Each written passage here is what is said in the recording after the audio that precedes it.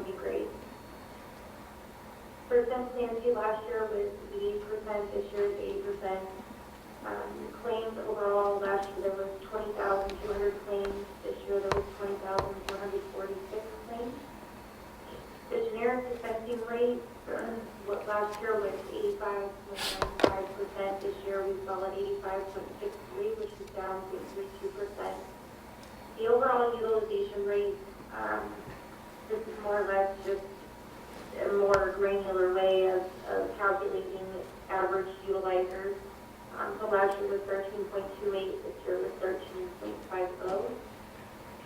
The ingredient cost paid per day, again, a more granular form to look at how much the prescription benefit is costing the district on a daily basis.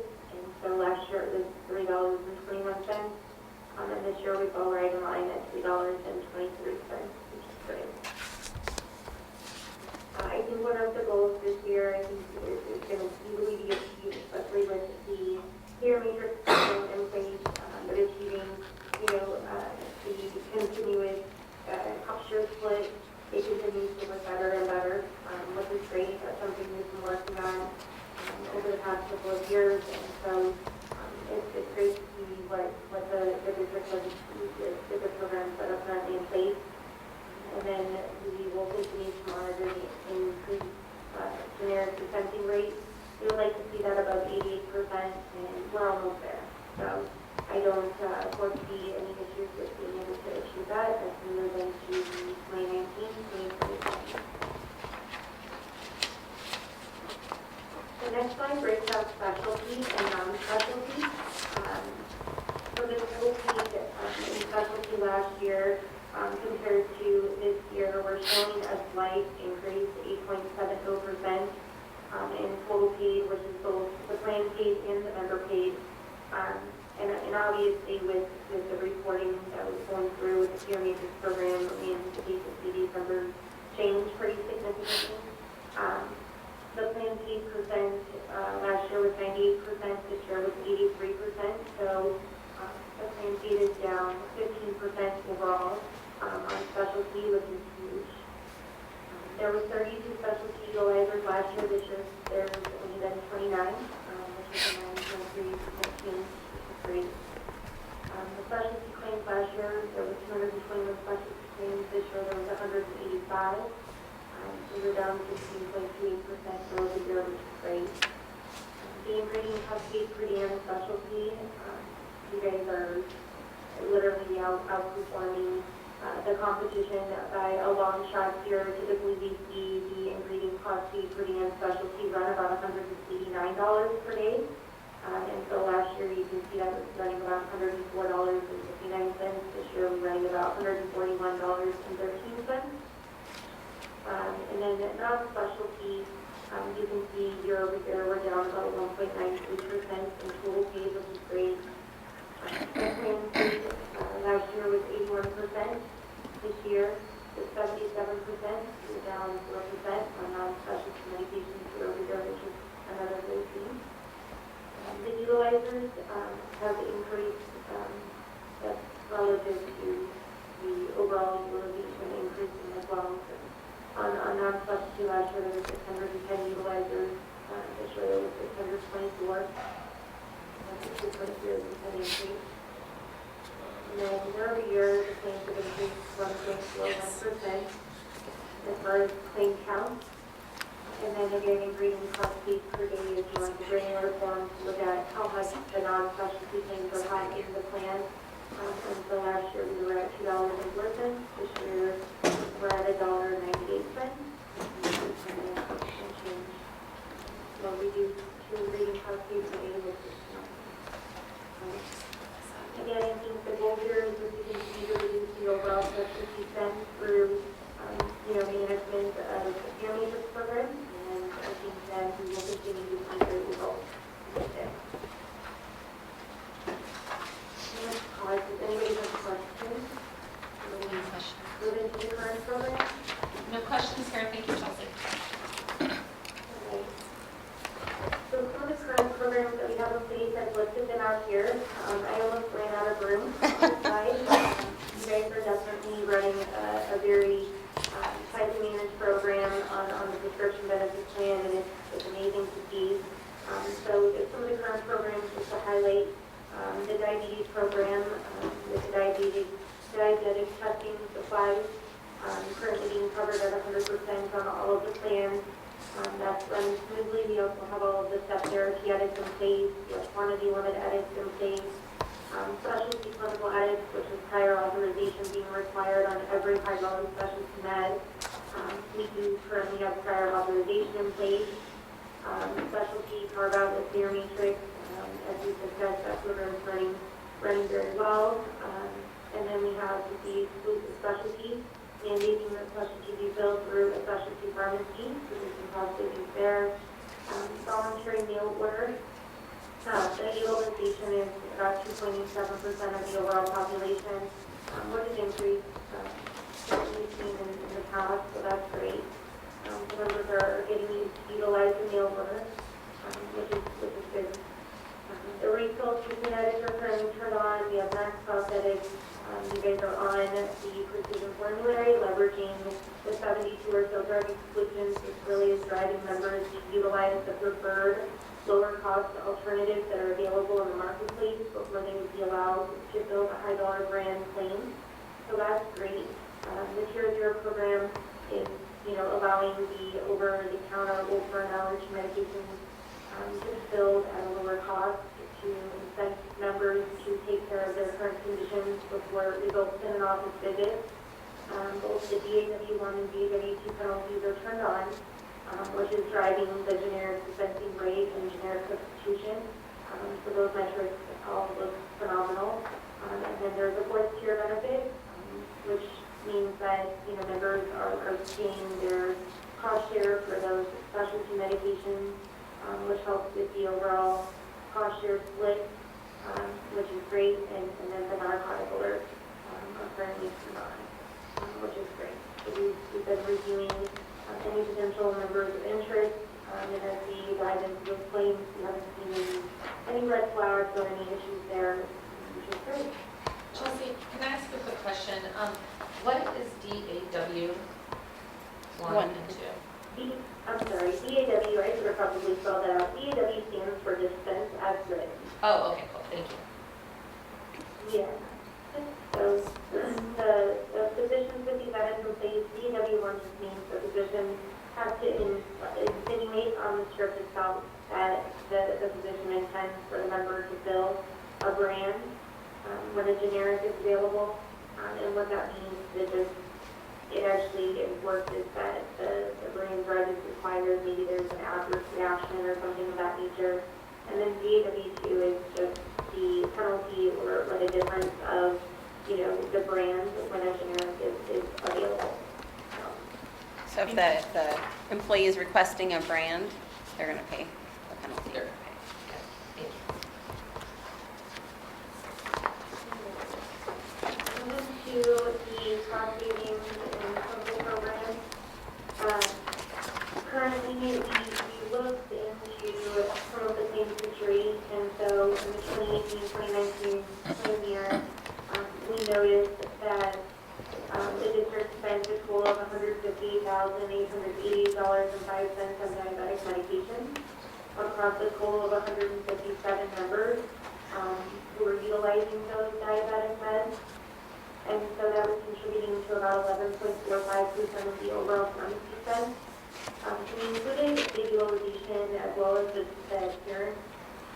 You can see on the diabetes, there's 157 utilizers. Those members are achieving 70.99% adherence.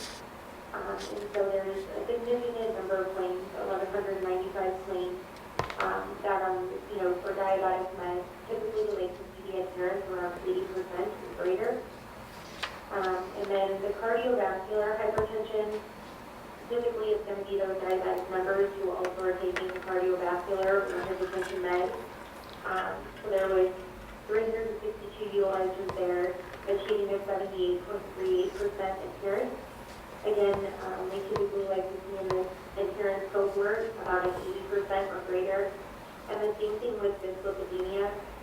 Typically, again, same thing with the cardiovascular hypertension, dyslipidemia commonly is going to be one of those diabetic patients who is taking, a drug or utilizing a medication in all three of these categories. And so across 241 utilizers, in the dyslipidemia category, they're achieving a 69.53% adherence. And so, again, in that work, we would like to see around an 80% adherence across the board. The next slide here really just kind of shows the categories and where the current adherence is falling against where we would like to see the adherence fall. And so as you continue to go through the next slide, slide 11, on the Live Vibrantly Diabetes Management Program. I know you've talked about this program, briefly in some of the past meetings, but one of the recommendations that we would have would be to maybe consider putting that program in place to help achieve a higher adherence in those states. So the core model is there's a cost factor to this program, and so the core model includes. Let me pull this up really quickly so I can make sure that I'm touching all of those.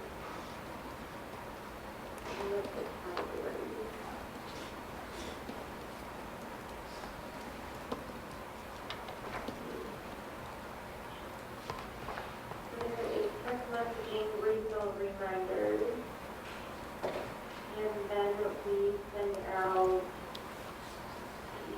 So text messaging will be mailing both to the member and to the physician. Text messaging and telephonic refill reminders, and then we also send provider communications. So when we notice that a member hasn't been adherent to their medication, filling the medication, taking the medication, based off the fill dates and some algorithms that have been sprinkled through reporting tools, we'll send a provider communication to let the physician know. And that way they're able to kind of have a conversation with the member to figure out what's going on. The Core Plus model is 73 cents per month, and that includes everything that the Core model includes, but also includes a comprehensive medication review. And so I know we talked about that in the past. So what a comprehensive medication review is more of a conference call with a Magellan clinical pharmacy technician, as well as one of our doctors that we have on staff, the members, physician, and any of the other prescribing physicians.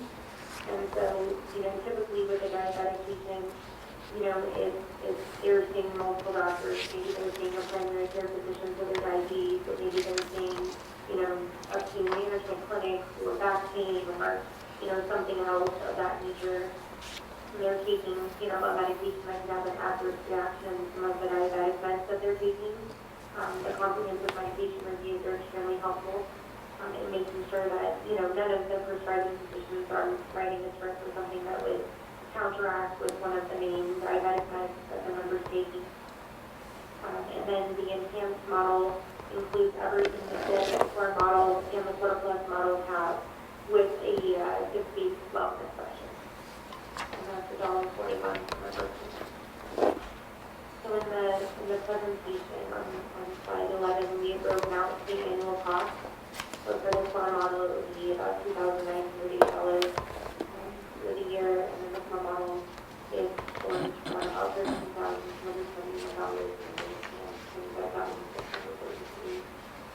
and that would obviously be employed on a monthly basis.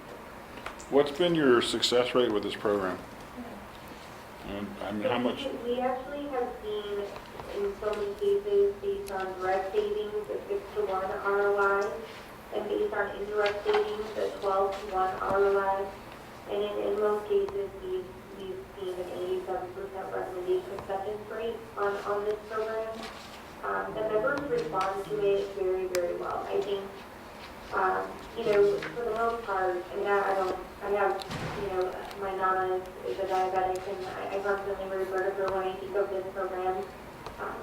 Just their situations, right, where she was prescribed, a muscle relaxer for a nerve in her back that was bothering her, something fierce, like it was, almost crippling in her lower back. And so ultimately that muscle relaxer that was prescribed, it relaxed her body so much that it wasn't pumping insulin through her body, and she ended up in a, in a hospital administration, and she was, hospitalized. And once you're at that point as a diabetic patient, there's, short-term rehabilitation to strengthen, that diabetic patient before they're released to go back home. And so, something as simple as that on a diabetic patient results in a huge expense on the medical side, right? So we get in there, and I think the biggest piece is those comprehensive medication reviews.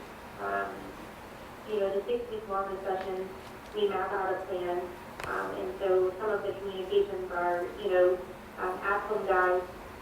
Some of the communications are, little things that they can, post on their refrigerator to kind of to their medications to get the reminder. So the numbers really do respond to it. Thank you. You guys have any other questions on any of those core surplus right now? No. No other questions, Chelsea? Thanks, Chelsea. And then we'll go to the IRS Institute guidance. I'm sure all of you guys are aware of the most recent IRS mandate, but there was a notice that was released. I included a link to the notice.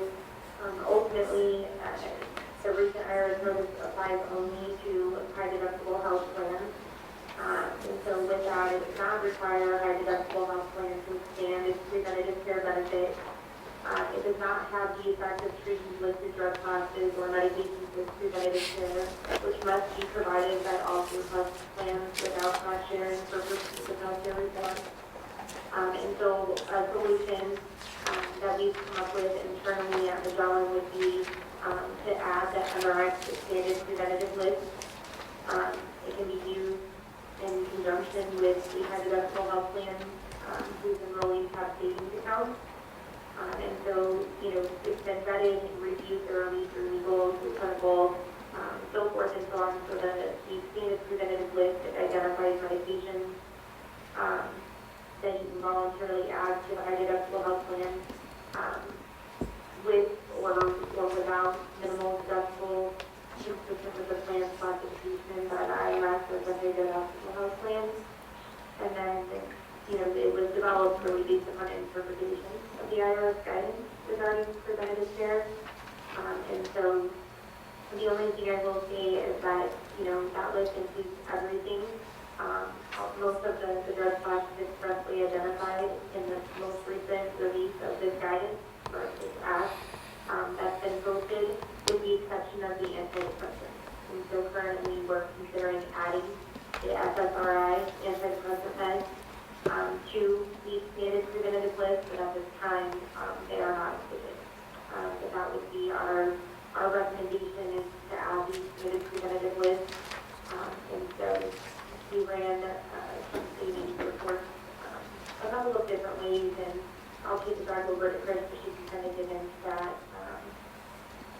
Yes. And then you can kind of talk through this if there's any additional questions. Yeah, so ultimately, right now, if we took a look at your high deductible health plan claims and ran it through that preventive list and were to take the plan paid cost versus the employee paid cost share, the employees right now, I believe they were paying about $17,000 and the plan was paying about $57,000. So you could absorb that and make the preventive care covered at 100%. We're never huge fans of making it 100%. You usually want to have some cost there for the employees. So whether if you wanted to add a $5 copay or a $10 copay, you would just deduct that by the number of prescriptions. So we can get you some numbers on that if it's something you wanted to consider in the future. In looking at the report, a lot of those prescriptions that fall under the preventive category were less than $5 already. and there is a lesser of logic already built into the plan, so they're not going to pay $10 if it was already costing them $4. But if it was something that was important to you all, that even as perception, hey, if you have these identified issues, now I can't think of the word. Yes, then these certain drugs will be covered at a copay or no more than this amount. So if you wanted to consider it in the future, we can run some more numbers on that for you. Would it be possible to make them all preventative if they only do it mail order? Rather than Chelsea, did you fill hear them with that? a local pharmacy? Could you, I'm hearing the question. so could the preventive drug list, let's say, could we make it free if they used mail order only, but then had a copay if they went to the, or not have anything if they Went to the pharmacy. went to the I pharmacy? believe that we could. So the request would be if we added the expanded preventative list that covers still the preventative medications through mail order. Right, In order for it to be a free deficit. right. Yeah, absolutely. I think that's what well, I know that's what they're doing on Medicare now because I just did it. Oh, okay, interesting. If I do the 90-day supply through Optum RX, all my preventative drugs are free. Okay, If I go to the pharmacy, they're not. And they range anywhere from $3 prescription up to $15 prescription. right, typically these aren't going to be real high cost, so, Right. but encouraging the mail order Yeah. is a great way to. Because it saves us money too on mail order. So, again, not huge dollars and not anything you have to put in place, but perception might Right. be good. So we'll double check on, to make sure we can do that. Are you confident we can do that on mail order, or you need to double check, Chelsea? I'm sorry, was that a question to me? Yeah, are you positive we can do the no cost on mail order, or do you need to double check? I will confirm Okay. 100%, and I can certainly shoot you an email by Monday or Tuesday. Okay, Yeah, I'm out of the office tomorrow, but I can certainly confirm. Okay. I believe we've had plans in the past attach the preventative list at mail order at no cost, and I want to say I'm like 99.99% sure to go. okay. And we could certainly encompass that, and I don't foresee any issues there, but I will confirm for the time. Okay, thank you. And we did include in the packet behind the current standard formulary on the preventive medication, so you have that list if you wanted to review it.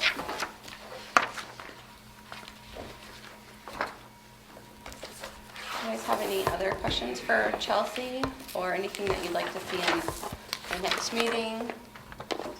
I have a couple of items for the next meeting. Well, just to review, to make decisions on for the 19, or 2021 budget. Mhm. Bring it back really by diabetes management, and whether we want to look at incorporating that and maybe making some of these action items, Okay. as well as the medication updates. Providing maybe some numbers on what potential costs could be if we did a $5 or $10 copay, and then mail order versus pharmacy. Any other items, questions? Okay, I think that's it, Chelsea.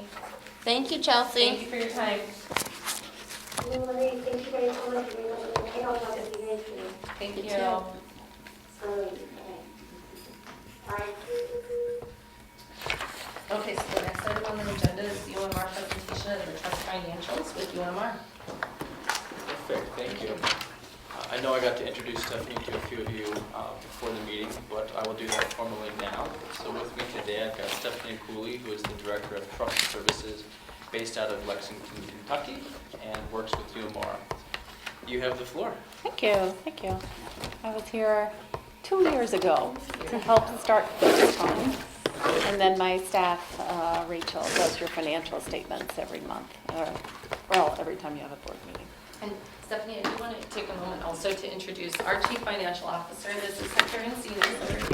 Yes. And We so- met 2 years ago. Yes, yes, We did. yes, that's right. And Brenda Maloney too, I believe, the Director Uh-huh. of business. But Hector is going to also just chime in if he has any questions, comments, or anything that we Sure. You guys probably have two sets. There's one inside the book and then Anthony. handed And they're the out same. Yeah. They are the same.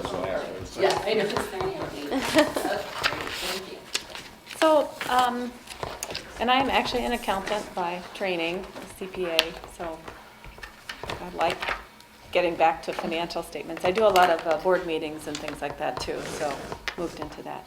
I really want to start with this new, it looks like this, it's for the 2 months ending August 31st, it's got July and August in a total. If you're in the binder, it's the last. Last sheet in the Oh, binder. yeah, If you're in got the it. binder, sign the statement. For the 2 months ending Saturday, August 31st. Yeah. Okay. Our system puts the Saturday on it, sorry. We've tried to get it off.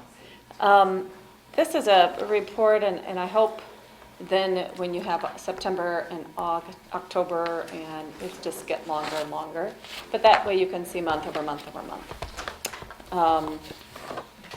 July contributions were low. August contributions then went up. And I think what we did was we looked at the payroll for August, and the first payroll was August 9th. And Rachel says, oh, okay, well, that's 9 days for August payroll and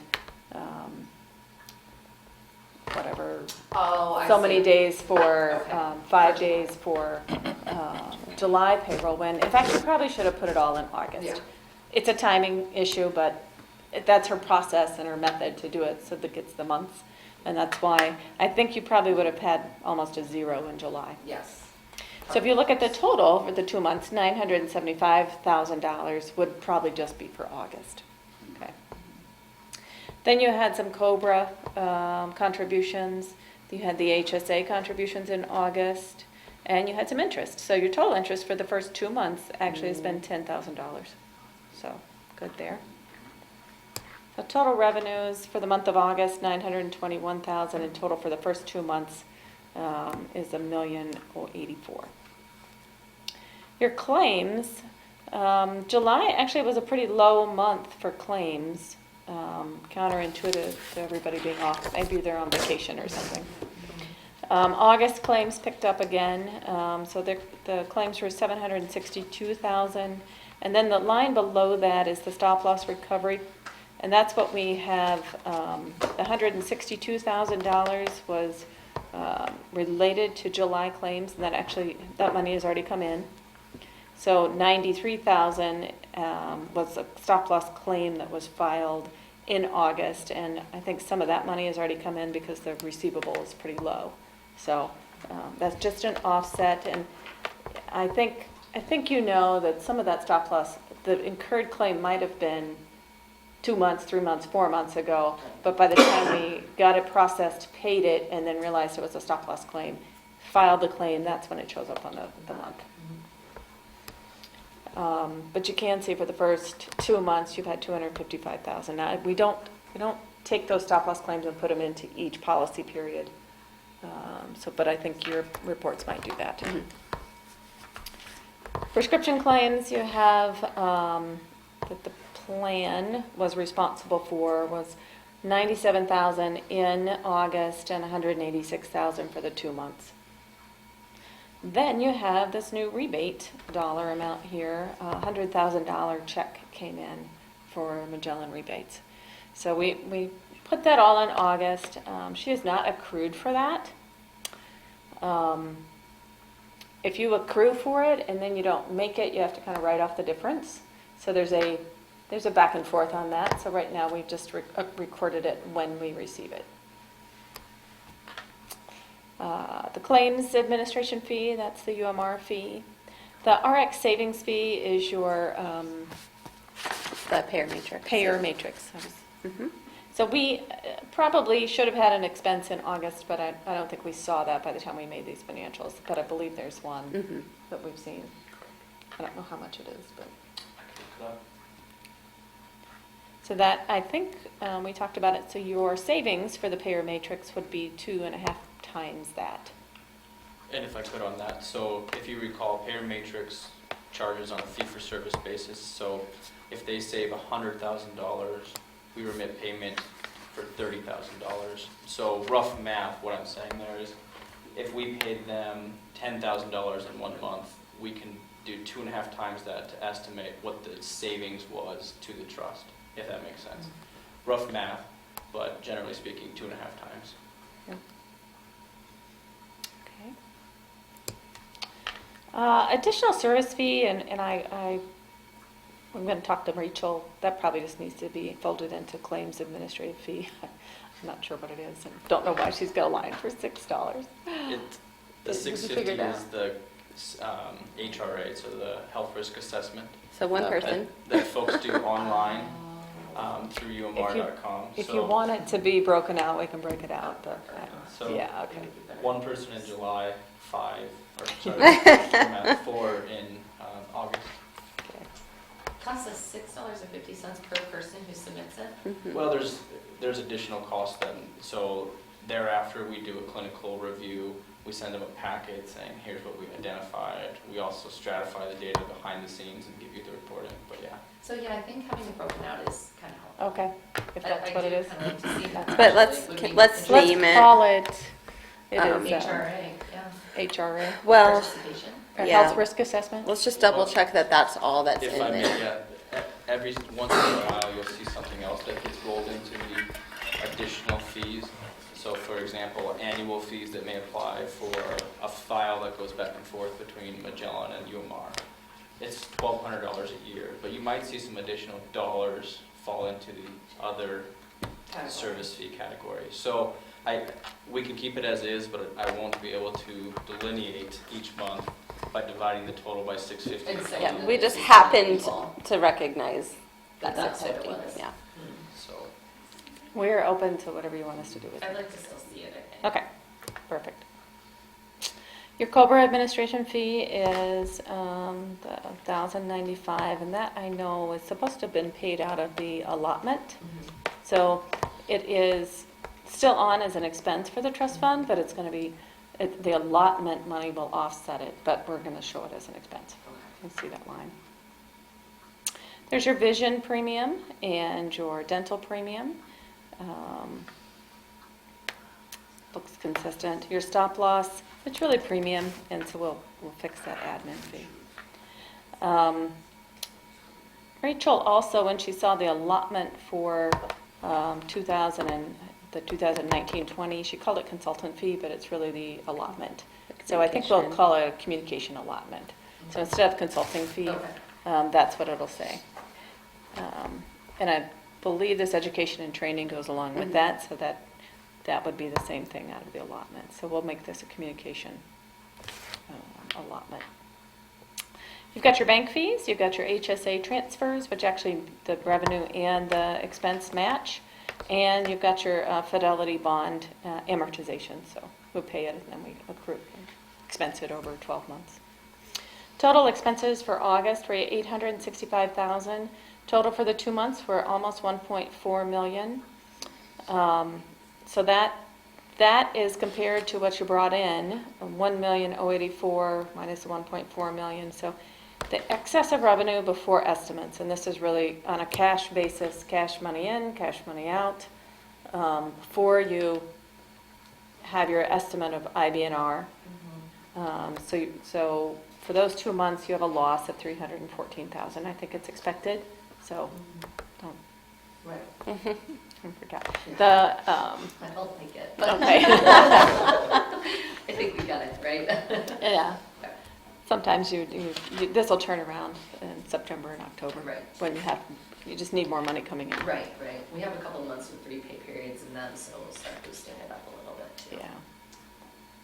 The estimated liability for unreported claims, so this is a change in IBNR, and it goes on the income statement here. So it's not the full liability, it's just a change. And IBNR is incurred but not reported. So essentially what we're trying to do there is estimate if the plan ceased today, what would you be on the hook for paying for services that have already been rendered, but we haven't received the claim nor paid the claim for? It's typically about 2 months worth of claims, maybe a little bit less. Yeah, give or take. It can also vary if you have a large claimant that's out there that you know is there and that you haven't paid for. So excess of revenues to the balance to current, this is really your net loss for the month. 2 months is $409,000. Actually, August shows a little bit of a gain because of the IBNR change. Didn't change very much. Sorry, I wish I could mute my cough. Questions on, questions on, Just one question regarding the stop loss administrative fee. It's not really an administrative fee, right? it's a premium, It's a yeah, premium, we'll fix right? that. The stop loss. It's the premium for stop loss, I'll fix that So title. it's not a fee. No. Okay. Anything else? So let's look at the balance sheet variance, which should be the page before. No, I'm sorry. In your binder, it's 2 pages before. Which one? The balance sheet comparison. So it's got 3 columns. Which one? Sorry. Apologize. It says the balance sheet comparison, it's got the assets. Balance sheet variance. Got it. Yeah, variance.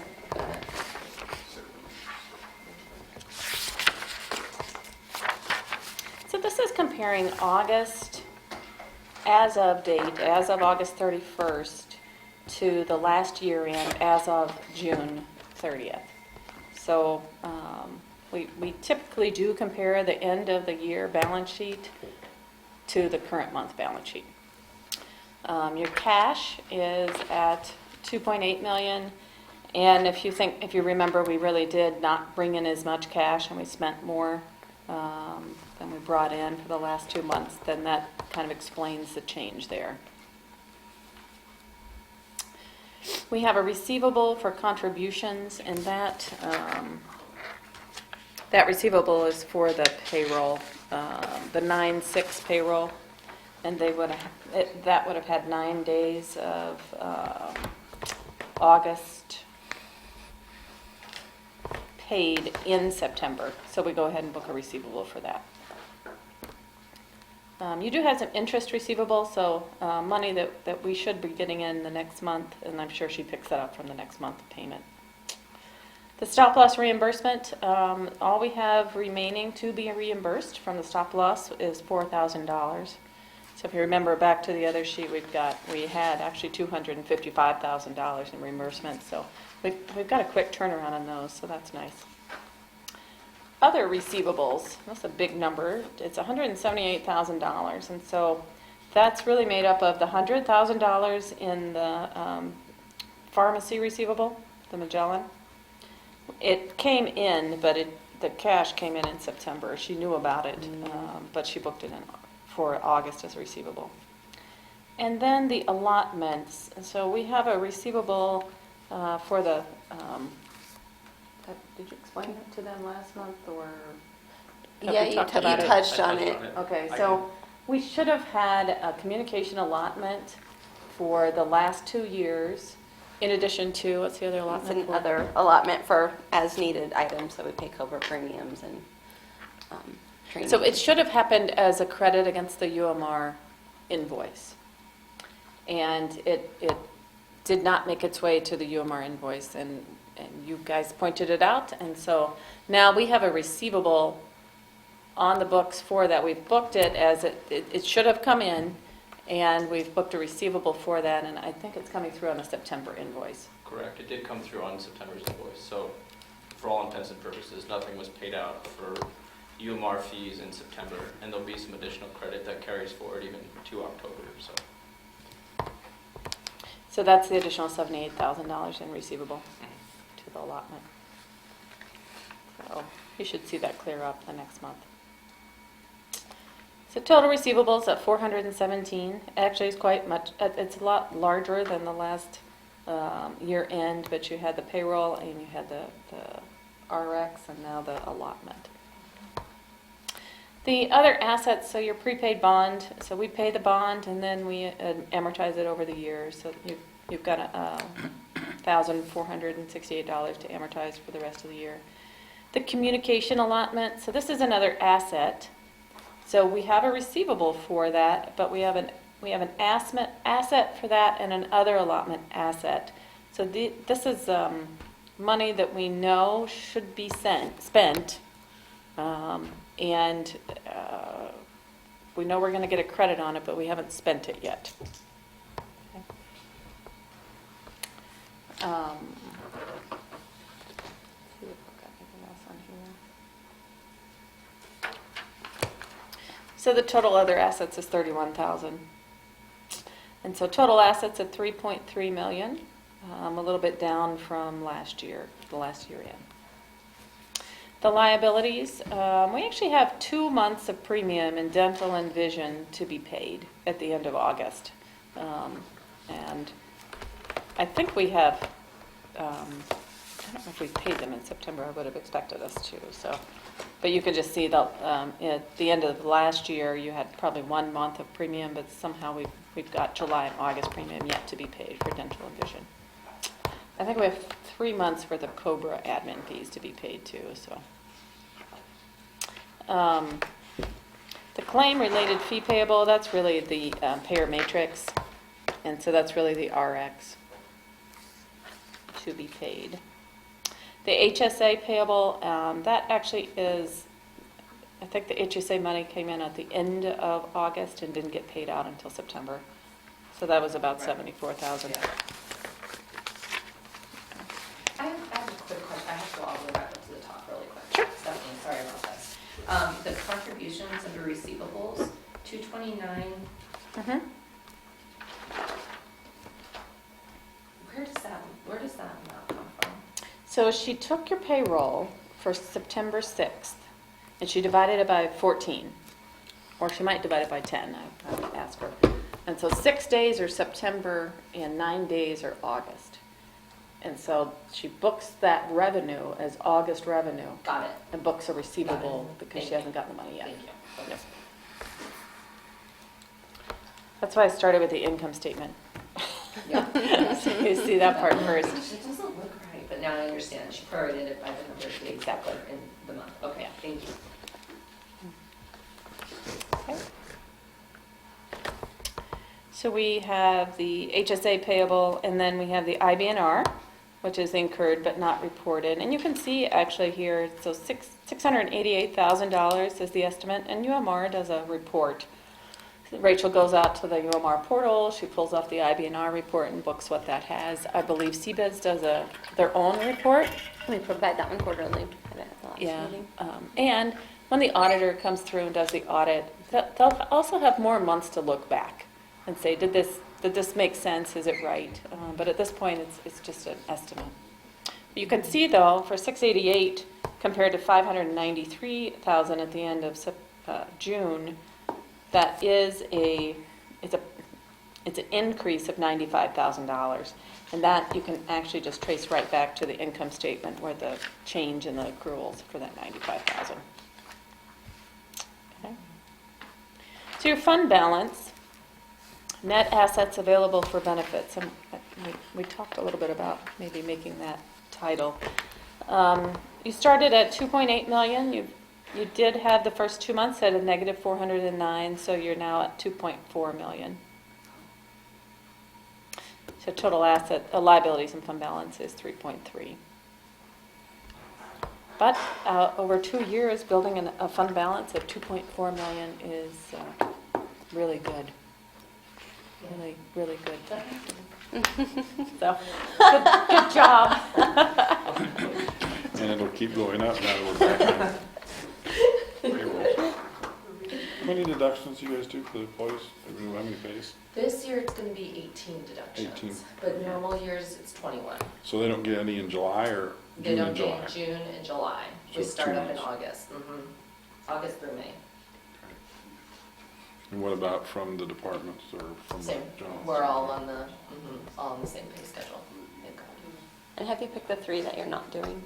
I'm sorry? Have you picked the 3 that you, Yes, we're not doing fall break, which is gonna be next payroll, winter break, these are gonna be our premium holidays this year, is fall break, premium, winter break, and spring break are the premium holidays for the year. So Rachel will probably, it'll just be less revenue.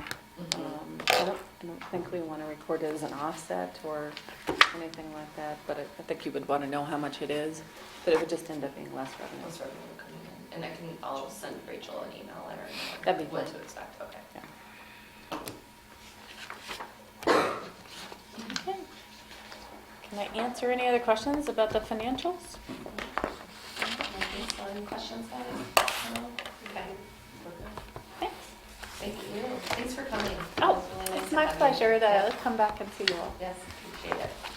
Okay, moving right along to our next item on the agenda, which is the CBIZ Premium Adequacy Report. Woohoo! Chris. so that is That's the last also, tab, right? what's that? Last tab in the book.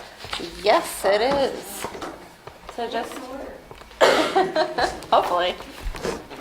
So I'll just recap real quick, because I know Mr. Verdugo, I don't think you were here for this before. The part is a premium adequacy report, and CBIZ provides this as an additional, basically, benefit or way to validate the premiums that we put in place after open enrollment, and to see what kind of migration we got. We also take a look at the additional claims that has gone in, because we're always kind of far out, especially with the district. So it basically tells us that, if the forecasted rates that we implemented are going to be adequate for where we're at now, at this point in time, as we move forward through the year. So we're very excited and pleased to say that we do expect the dollars to more than be adequate for their plan this year. So if you actually go to page 4, the way it works is on number 1, you have your original projection with the enrollment back in December of 2018. And so by plan and by tier, we've got our enrollment. See on kind of the middle, it's 1,209 employees. Then over to the right, it's the current enrollment as of September 2019 at 1,175. But you'll see under each, on the current, the percentage enrolled in each plan, along with the overall reduction of just under 3%. So we talked about this in our last meeting. We had great participation over in that high deductible plan. We even had more people move into the 1,500 plan than expected. So really good news. We really want to keep doing what we're doing, and the plan design is working, and the contribution structure has been working. Number 2 is the 18-19 rates. And then number 3 was the final forecasted recommended rate action of 4.3%. When you go to number 4, actually if you go not to that first section but to that bottom section, that is the implemented rates for the 10-month 2019-20 funding projection with the plan changes that we made and the migration at the expected liability. So these are the implemented rates, basically are what we call the fully insured equivalents. And then you'll see over on the bottom, it's 6.9 million is basically where we set those rates. Right above that, just again looking at this point in time after open enrollment and with additional claims data, even with the claims ticking up over the last 6 months, we're projecting right now at 6.3 million. So the green box summarizes that, it's possible that you may exceed those final forecasted rates by 6.3 or 8.7%, or possibly $6 million or $600,000. Sorry. So again, that's great news, but it's still a little early to bank on that. But it does give us, let's keep doing what we're doing. Let's keep encouraging the high deductible plan. There's a lot of things still going on within the plan. We made the plan changes. We have the payer matrix, which we expect to also come through and save us additional money. we have the wellness incentive and initiative that we want to continue to push and get people in that wellness program. We added the decision support tools last year. That was very successful as well. But again, we do still see some large claims that we expect to continue. So again, we think you're in a really good spot, and we're excited to see where the year's going to go. Need to get those 232 people to move. Yeah, but look how we cut it in like half, Alan. It's still not good enough for him. You do it, let's wait for it. Alan's gonna be knocking on doors this week. You know what you should do? Put that high deductible. I know, right? So that's really the gist of it. Behind that next page, on page 5, just goes through all of the estimated fixed costs versus where we landed. And again, we talked about last time, a big difference was stop loss. We were able to get that down this year, which is great. But this just line item breaks out all of the fees there. So, Chris, in looking at this, it looks as though we set our rates higher than what now the premium adequacy report is telling us that we needed to set them at. However, that said, we have this excess of potentially approximately $610,000, but we also have large claimants coming in, and we need to continue to protect that money to ensure that we can adequately fund in the future. Correct. I mean, ultimately, we could see, maybe we do see the 600,000, but again, maybe you run at Maybe you use it to 100% pay because for the this. first year Right. you ended up running at 100%. Right. Second year, you're at 87%, but we don't have run out. So, I think overall, you're just in a good spot, and there's no major red flags, so, But stay we the still course. don't really know how that migration from the PPO to the high deductible health plan is really going to affect us yet. Correct. Also. Absolutely. So it's still something to keep in mind. Absolutely. Because we have that 100% coverage on the high deductible health plan, which can hurt us in the That's long- exactly it. in So, the event of a large claim. and that's exactly where those large claimants, we're not sure where they are yet. Right. But if they are on that high deductible plan, it's potential you're collecting less Right. money from them Right. overall too. Right. So again, that balance.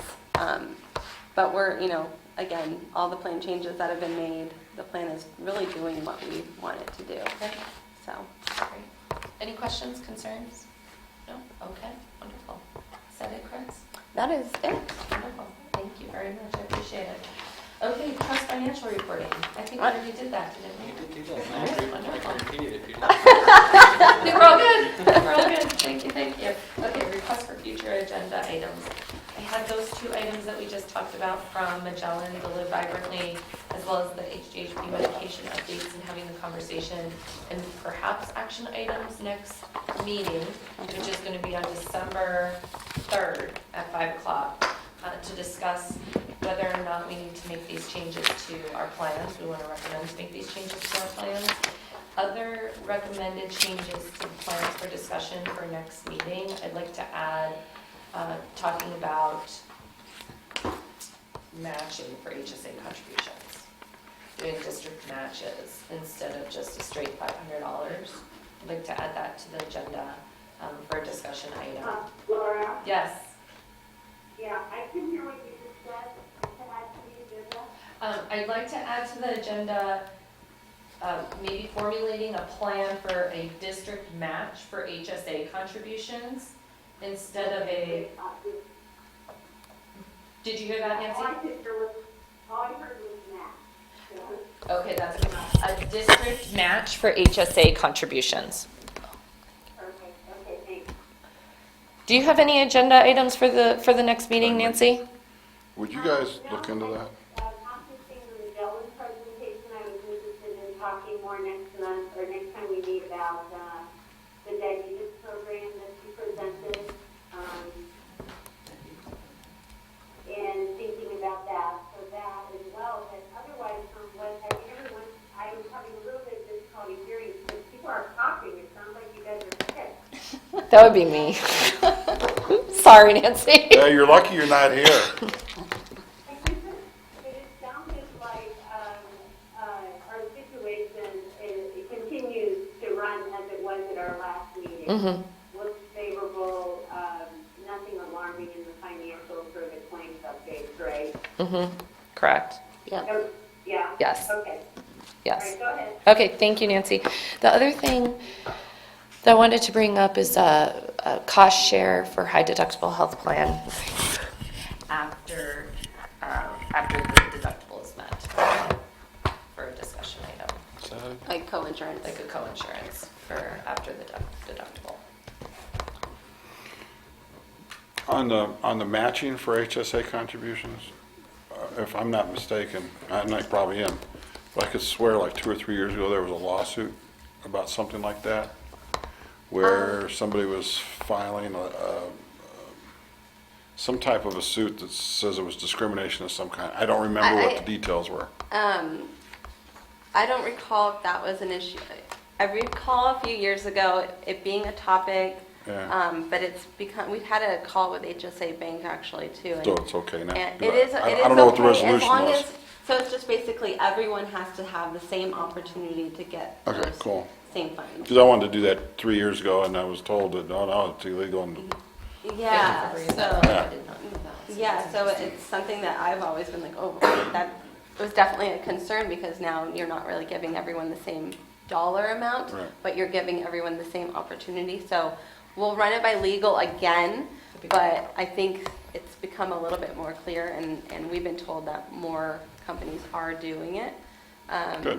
So which is, is great because what we've also been, I love HSAs, but I think that the hidden piece that employers sometimes don't realize, and it kind of just clicked in my head a while ago, is for all those dollars that are getting put in there, they're all tax-free FICA FUTA. So you're saving, I think it was $1, almost $7.65 per $100 that goes in, something along those lines, and just taxes. So, I mean, there's On the beyond- employer side. on the employer side. So Correct. you're, Do and we- so the more you can increase employee contribution as well. The better savings for the Yeah, so employer. you're getting- Right. the other thing that might be nice to know is our contribution rate. What are the employees kicking in now? Yeah, actually, we had a call with the My Health Math a couple weeks ago, and they provided some of that. I actually asked her for a little bit more detail of where the employees were contributing last year and what they're doing now to have a better idea of that. So I hope to have that next week, and we could bring that Cool. out too. Good, thank you. I think we had overall just plan, design, strategy on discussion for Yes. next time. And all of these can go under that item. Yeah, That'd be perfect. perfect. And we'll bring Yes. Lori out next Great. meeting as well. Great. If we could finalize our plan design strategy in December and then see cost recommendations in January, then we should be on a, Yeah, we'll A should good bring schedule. out the renewal Yeah. in January, and then, because we need to When's kind your of budget process narrow start? down. When do they need the numbers? I March. think our numbers are gonna stay the same, unfortunately. But that should be good news overall. I Yeah. mean, so we have it all backed into, basically, we try to have finalized number, contribution, everything finalized before rodeo. Right. And then it goes to the board. Perfect. So we usually build in an extra meeting, so we have like 2 February meetings on the books. Sometimes we don't need both. Right, perfect. So that's, Mr. Verdugo, anything that you'd like to add to the agenda for next? Okay, perfect. All right, so any other unfinished business? No? Okay, wonderful. Do I have a motion to adjourn? I move we adjourn. All in favor? Aye. Aye. Thank you, Dr. Have fun. Johnson, for calling in. Really appreciate it. Have a great day. Thank you. Bye. Thank you, everybody.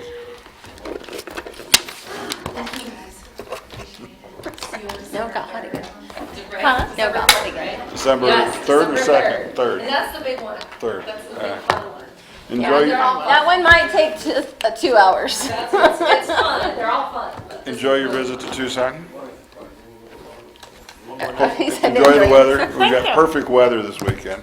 Yeah, that's No, I'm true. leaving tomorrow. Oh, that's too bad, because it's really going to be nice this weekend. Yeah, You should have just made it a long weekend. I should have. You have kids.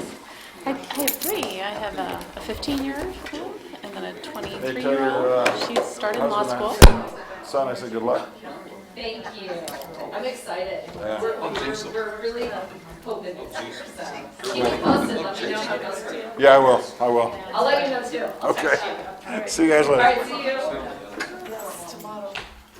Something to shut this down? Yes, we text Baca, he does it remotely. He's back today, so his mom doesn't do it.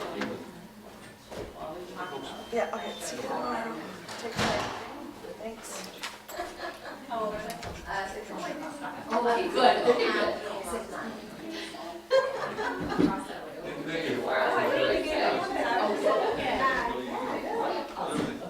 I just wanted to make sure. 'Cause I'm like, okay.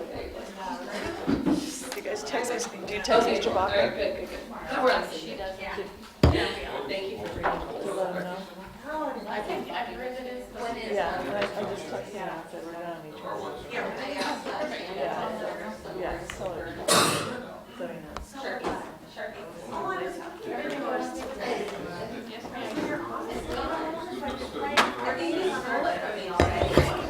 You wrap it up all nice.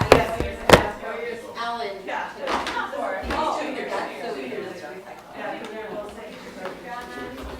He took all the old stuff out of his other one and put it in our folder. And then he threw it in the trash. You can say here, this is your old one. Cover. I know, I almost thought about it. You can bring it next time and steal it. Yeah, did you take everything out of it? Thank you. No, that's fine. Did these stay for you? Yeah, I have them pretty up. No, that's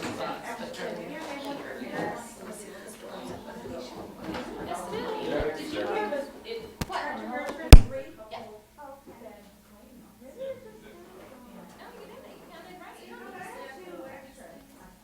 You have one extra.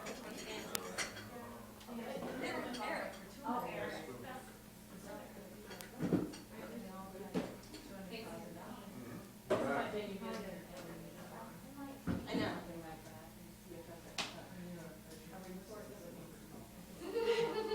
Yes, unfortunately. It would be, huh, that's right.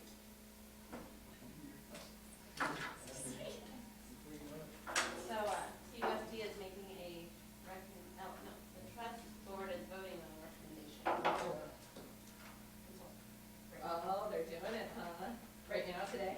Dun, dun, dun. They don't I'm surprised video. you're not there watching. They don't video, well, I'm here. How long does it take me to get to 10:10? Oh, 15 minutes. That's all that's on the agenda. Oh, really? And they're Well, going what is to there? executive session to discuss it. Nothing's on, and then they'll come back. Then they'll come back and vote. Yeah, we'll see if this is minutes. They don't, and then it has to go to, what? They don't video it? Here, I'll take that. Good luck. That's to go to a phone like this? What's that? That's to go to a. No, they're self-funded, but they're giving out for free software.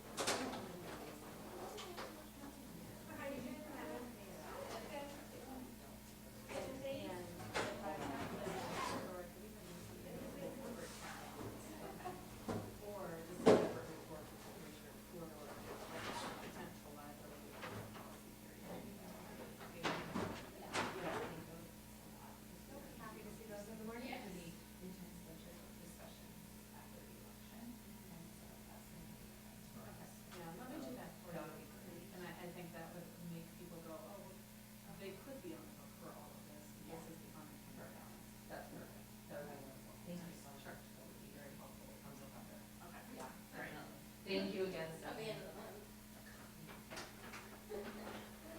have that meeting on the 29th.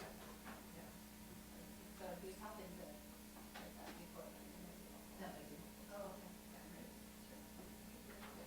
I think you've got the factors and you've got the factors. Yeah, somebody just give me a report. Okay, so cookies. Look at mine. You brought up your employees. I know. Laura's already going. Did you put your name on it or something? From Anthony. You totally should. Then I'll take advantage and I'll be like, who's Anthony? Oh. We're heading to happy hour at the coffee and the right? Awesome. Yeah. All sorts of things to do today. Later. That's right. Is that where you're staying? Oh, I love that. It's so beautiful, isn't it? Yes, it is beautiful. And they have a fantastic lunch on Sundays, so someday I'll stay. I looked out last night and there was a wedding going on in the courtyard. What? I was like, who gets married or something? It's the cheap. That's right. It's the cheap wedding night.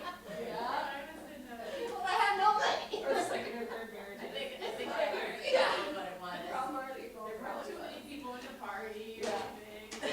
I was like, oh, I guess I shouldn't be bogged down in my bathing suit, should I? You're all in the pictures. It's so funny. Nothing was like that. I was like, oh, okay. That's so funny. I love it. But they had a party, and they Yeah. set to a party all night long. That was Yeah. too. Can you just look on down? Can you imagine going Do the on wedding the crashers? next day? What did you do? I was at a wedding last night, all night. In fact, I just drove here for the wedding. It'd be so weird. I know, exactly. I never do that. I totally never do that, like now. You're my 20. Next summer, we need to sneak in a trust board comment that says, we haven't seen Stephanie in a while. Can she come out here? True. And then I like open it that in minutes, idea. and I I'll forward like it to that. our COO, Perfect. and we'll share chocolate. You do a great job. Thanks for apples. Yeah. I love it. I love it too. I'll be Oh, I happy. know. All right, okay, good. Yeah, I love having you here because you. So I suck at financials. No, you do not. You can say it. I did not say that. Minutes maybe. No, I'm just kidding.